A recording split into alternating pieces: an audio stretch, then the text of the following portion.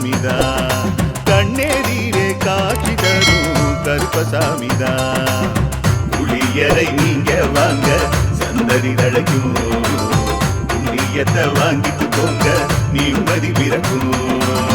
புளியரை நீங்க வாங்க சந்ததி தழைக்கும், புண்ணியத்தை வாங்கிட்டு போங்க நிம்மதி பிறக்கும்.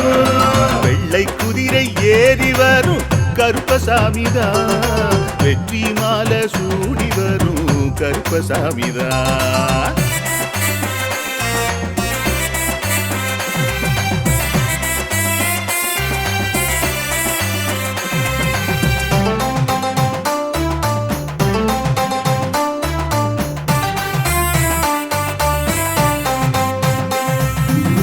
ராமரோட பரம்பரை தானே புளியரை கருப்பசாமி.